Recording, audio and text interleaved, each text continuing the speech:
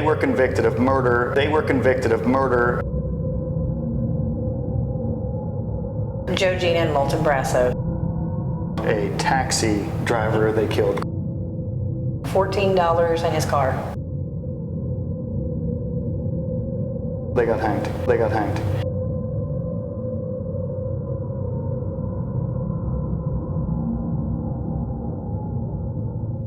All right, so this is the jail. Looks like kind of a modern door. Did we add this later? Yeah, it used to be a different type of door here up front, but after the jail stayed closed for a little while, they came in and replaced it with this one. Okay. And now we've added electricity Yes. since then, and this is all concrete. This is really, oh, this thing is full of energy. They meant business when they built this place, that's for sure. Good night. Cast in place concrete from the ground all the way to the roof. Wow. And it's huge from the outside. Yeah.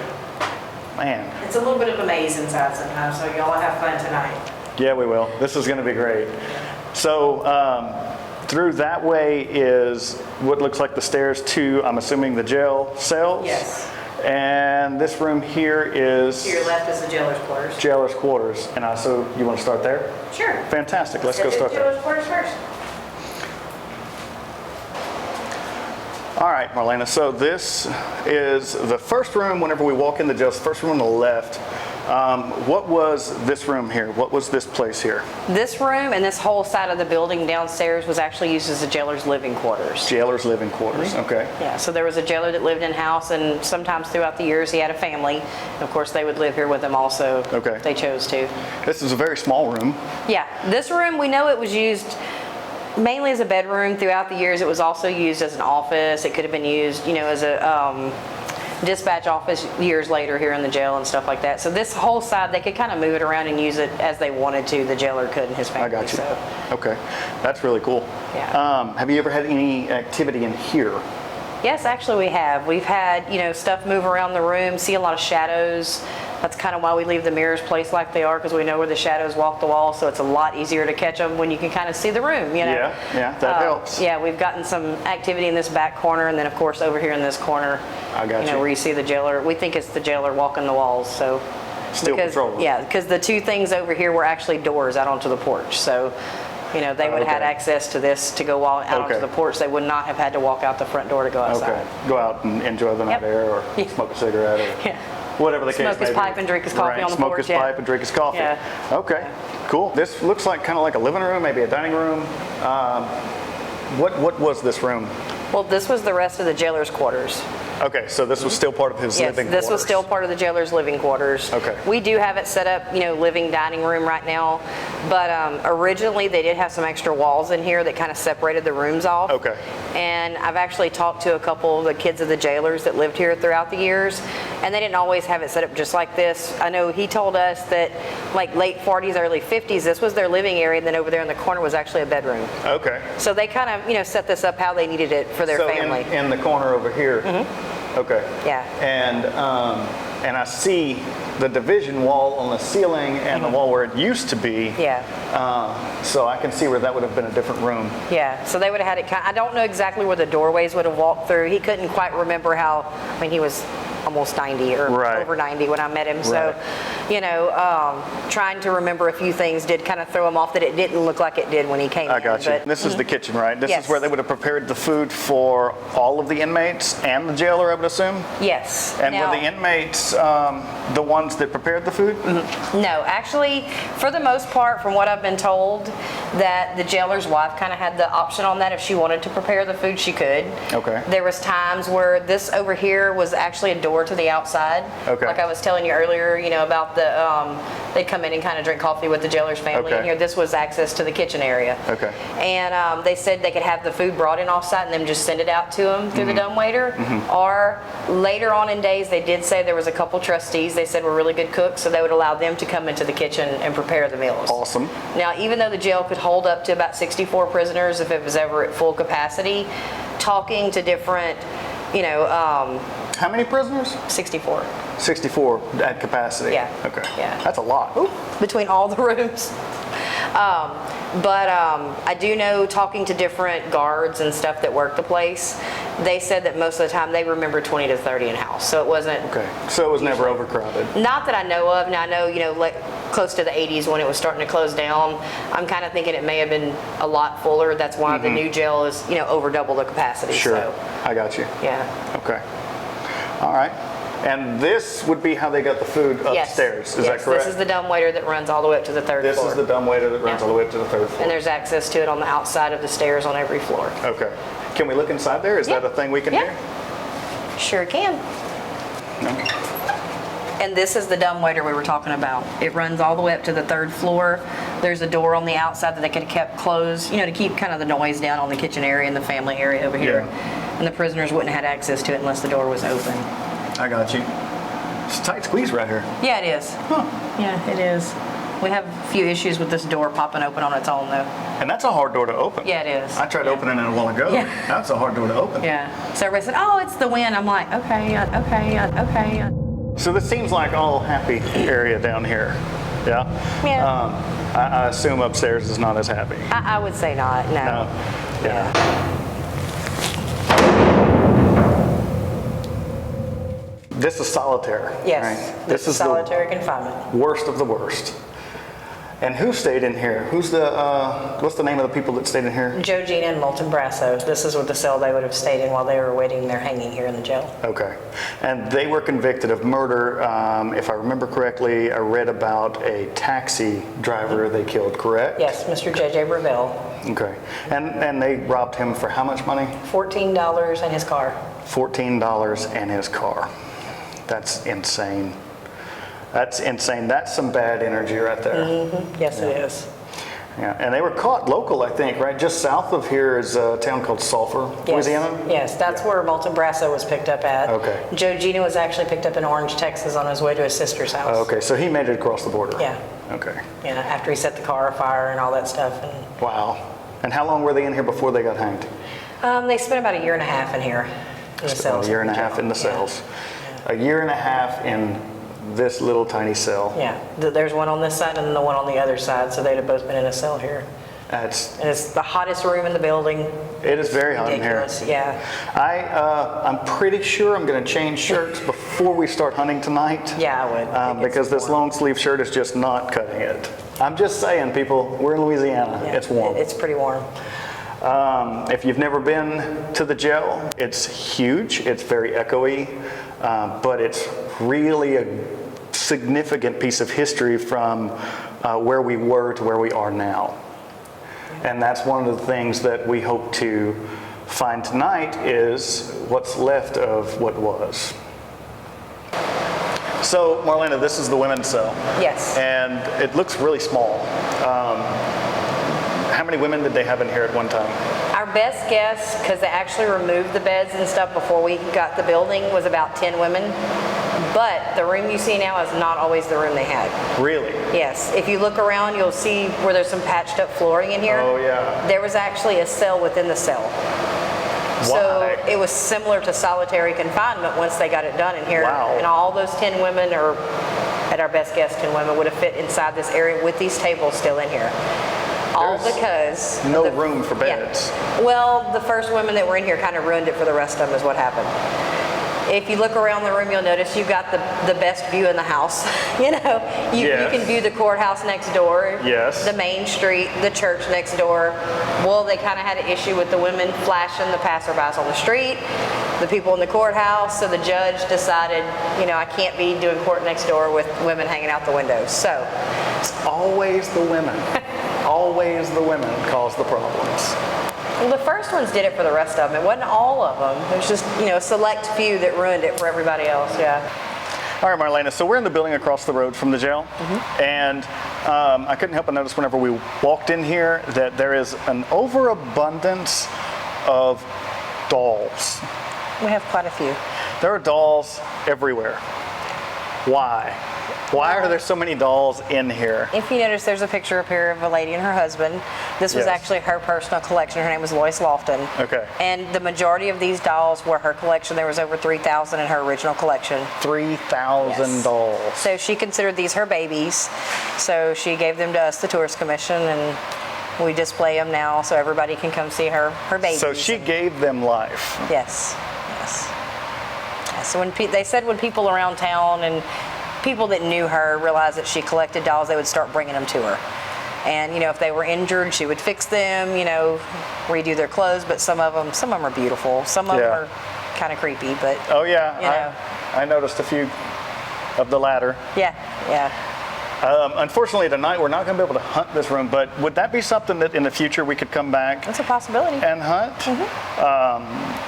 I know that most of my team are going to enjoy hunting a doll room. Are you going to tell them ahead of time what they're doing? I am not. I am absolutely not going to tell them. They can see it on TV whenever they watch the episode. Yeah, there you go. We will bring them up here and have them hunt this doll room one at a time by themselves. That would be the best way to do that, I think. I think that Josh and Paul are going to love the doll room. I think it's going to be great. Yeah? I think that would be interesting. That is interesting. What's the creepiest doll in here? In your opinion, what's the creepiest doll in here? I don't know. There's a couple in a few of the back cabinets that kind of vie for that title on that one. They're interesting. So, yeah. I like that she said they're interesting. Yeah. I have to work in here every day, so, you know. Well, this is definitely going to be on our future list. Maybe season 2. We can come back and knock this one down. That'll be good. Y'all know where to find us. We do. Awesome. So, Joe and Moulton, we're here and we're ready to talk to you tonight. We want to hear your side of why you did what you did. Let's find that out.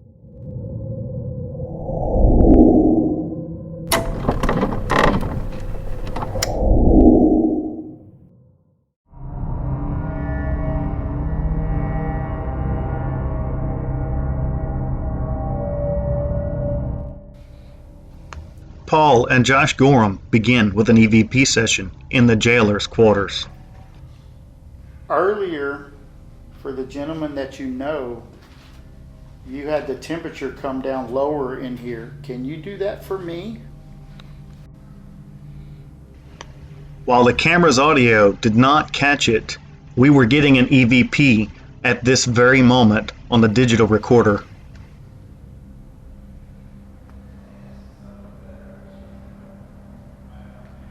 Did you enjoy being the jailer? Paul and Josh Gorham receive a second response to their questioning on the digital recorder. Listen as we get a response that we cannot make out, followed by an answer of yes to Paul's second question. Earlier, for the gentleman that you know, you had the temperature come down lower in here. Can you do that for me?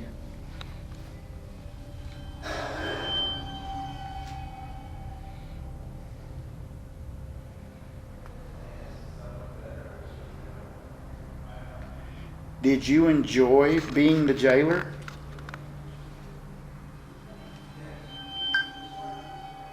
And while there was no measurable temperature change, the atmosphere in the room did seem to get colder. Was this his response to our first request? No, it's really the same, but it's definitely... It feels cooler, doesn't it? It definitely feels cooler. Shortly after, Morgan and Kelly were exploring the women's cell with an obelisk. How do you feel Don't about the worry. men in here? Don't worry, Gail and Betty. It's just Josh and Paul. I just want to run this through. Yeah, that's good. This is Josh. That's my husband, Gail and Betty. It's Gail and Betty we're talking to. While the night vision camera couldn't focus on the obelisk, Morgan's quick thinking led her to use her cell phone to video the Nana, footage. where's Nana at? Who is Nana? Nana, tell us the truth. I don't have a Nana. I had a mama and a granny. Assault? Uh-oh. Did y'all get assaulted?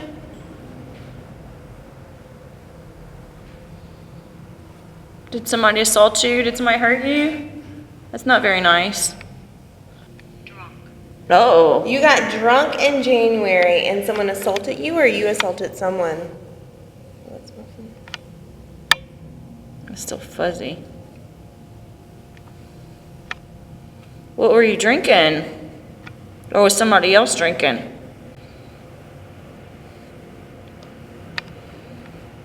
See, I don't know why it's so Did fuzzy. you go to jail for getting drunk in January and assaulting somebody? It happens. Is that why you're in jail?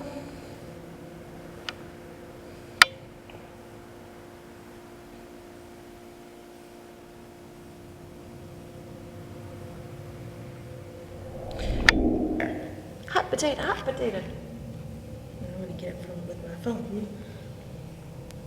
So I was trying to work the camera to see if it could focus better, and I burnt myself on the little infrared light.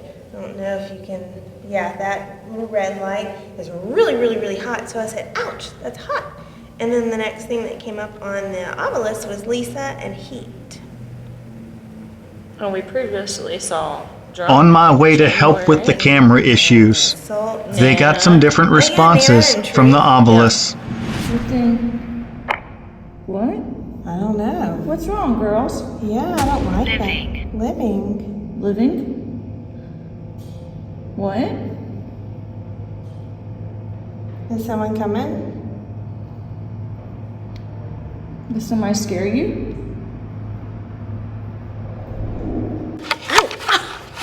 Does this message mean that they consider me a living threat? I also want to point out that while in the women's cell, I'm gonna try to get. Morgan and Kelly only received women's names as responses. Is there anybody in here? Would you like to tell me your name?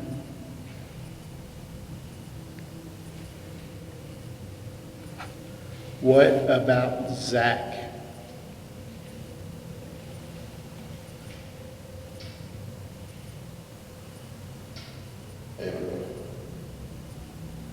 What was that? Doesn't my ring, but something just breathed on my neck. Something breathed on your neck? Yeah. Really? Zach, was that you?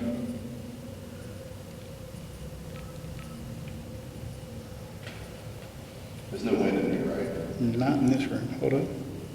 It was subtle. So you think instead of a breath, it was more like the air when somebody Yeah. walked past you? Yeah, or they wafted like that. It was subtle, but I definitely felt it 100%. And I haven't felt it since. I've been trying to like recreate it. Right. Well, just stand still for a minute and let's see. Zach, was that you? Are you walking through here? If so, walk by that, Zach, and it'll light up. It's pretty.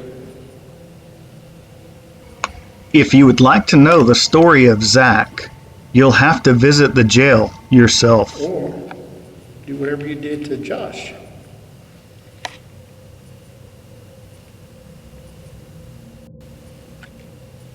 That shit was so, I felt it. And I've been kind of turning. I haven't watched since. We were both standing still, so. It felt like a. Back in the jailer's quarters, No, she's over. Kelly helps Morgan and I See it? find an entity that gets a little too friendly. Really tell in the camera. Get off of that trunk. Oh yeah. Are you standing on the trunk? No, you're laying down. Yeah. Oh, there's two of them. Oh. Oh, are they having sex? I don't know. It kind of looks like it, doesn't it? A little bit. A lot of bit. Oh my God. Hey, cut that out.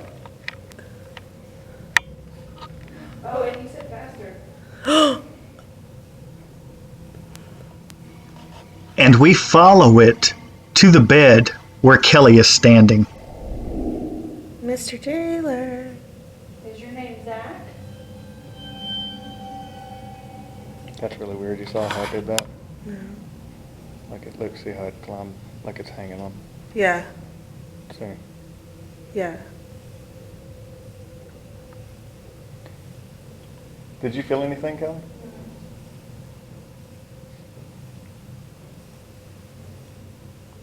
I feel like a lot of sex happens here.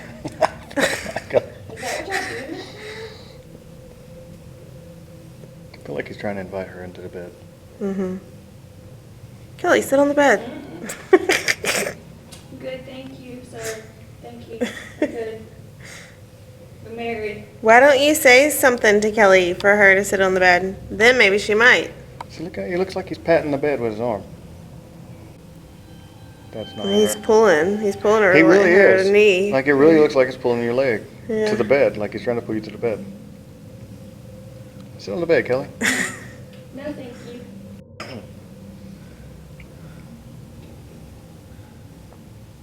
Yeah, look, watch what I can do. I mean, really, that's... Are you putting on a show? Where's my walkie-talkie? Look. And look, yeah, look, see how it's like grabbing her leg and pulling her to the bed? Yeah. And then it humps the bed for a little while? Yeah. Like it's trying to get her to lay in bed with him. Yeah.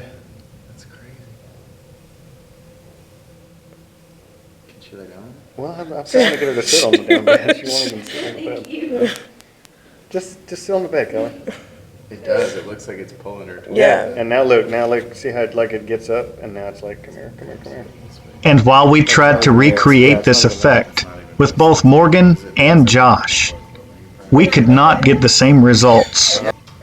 Perhaps this entity is only a fan of No, I think brunettes. it's mostly because you have to. And when Kelly was placed back in the room, the results There it is. continued. It's like making It's out with hugging you. Yeah. It's like a praying. Holy shit. It's weird. Yeah, it is weird. Do you feel anything? No. Did you feel cooler? I feel hot. That thing would go off. You feel hot? It's like climbing you. That's weird. Look, sorry. now it's on the Back bed. again. It's asking you to sit on the I'm bed. sorry, friend. And before we finished, it poked its head out from underneath the bed one final time, and Josh tried to find Please him. don't go. Dude, if it goes off right now, I'm gonna shit my pants. Bye. There's ectoplasm all over the floor. Nope. That's not ectoplasm. Don't go near that. At the end of the night, Josh Gorham found more than he bargained for I do that, it's in the underground Go tunnel. upstairs. It's blue everywhere. Whoa, what? I just heard something behind me. Yeah, it said something. You heard, wait, No, I heard, something move? yeah, like in the tunnel? Yeah. Ooh, cool. I don't, it was it sounded like a pebble. Ah. I thought I heard. I wasn't sure if you took a step or something. Really? No, man. They said that there's. Wait, watch where you step. No, I see it. Okay. Stay where you're at. It's back here in the shed. It's a big ass snake. No. Hold on. Did it say threat? I'm out here. Watch closely as an orb flies across the screen right before the obelisk says the word threat. It's a big ass snake. No. Hold on. Did it say threat? I'm out here. This was the second time the word threat came across the obelisk while I was either in the room or on the way. Was it referring to me Yes. or Josh Gorham as a threat? And then it said threat. Pray. Pray for cake. Threat. Who's a threat? No, man, I'm hearing some shit back here, bro. Just hang on, Yeah. just hang on. We can see you in the camera. There's something back here. Sweet. All right, look, I'll swap with you. Yeah, I ain't playing. There's, Give him the EM. And while our night in jail was anything but restful, the jail had one more message for us. That says complete and gold, and we just finished. We turned on the lights, and it is very cold in here now. That's kind of cool. So what you meant? The hanging jail in DeRidder, Louisiana. Tell me about that. Did you enjoy it? Man, it was absolutely awesome. It was something I always wanted to do. The favorite or the scariest was probably when we were sitting in the women's cell. I don't know if anything was there, but it sure felt like there was a presence with me. There was something behind me, and I felt like it was about to do something. And one of the things that it said was living threat, and at that same time you were coming up the stairs.